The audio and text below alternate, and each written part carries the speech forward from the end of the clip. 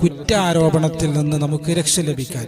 നമ്മളൊരു തെറ്റ് ചെയ്തു എന്ന് എല്ലാവരും ആരോപിക്കുകയാണ്, നമ്മൾ മോഷ്ടിച്ചു എന്ന് ആരോപിക്കുകയാണ്, നമ്മൾ കള്ളുകുടിച്ചു എന്നോ നമ്മൾ വ്യഭിചരിച്ചു എന്നോ മറ്റുള്ളവർ ആരോപിക്കുകയാണ്, അല്ലെങ്കിൽ നമ്മൾ സിഹർ ചെയ്തുവെന്നോ അല്ലെങ്കിൽ എന്തെങ്കിലും തെറ്റ് നമ്മൾ ചെയ്തുവെന്ന് മറ്റുള്ളവർ ആരോപിക്കുമ്പോൾ നമ്മൾ വഷളായില്ലേ? നമ്മൾ തെറ്റ് ചെയ്തിട്ടില്ലെങ്കിൽ പോലും അള്ളാഹ്ക്കറിയാം നമ്മൾ തെറ്റ് ചെയ്തിട്ടില്ല എന്ന്, പക്ഷെങ്കിലും നമ്മൾ വഷളായില്ലേ? ആ വഷളത്തരത്തിൽ നമുക്കൊരു മോചനം ലഭിക്കണം, നമുക്കൊരു ഇസ്സത്ത് ലഭിക്കണം, ദില്ലത്തിൽ നിന്ന് നമുക്ക് രക്ഷ ലഭിക്കണം, കുറ്റാരോപണത്തിൽ നിന്ന് നമുക്ക് രക്ഷ ലഭിക്കണം.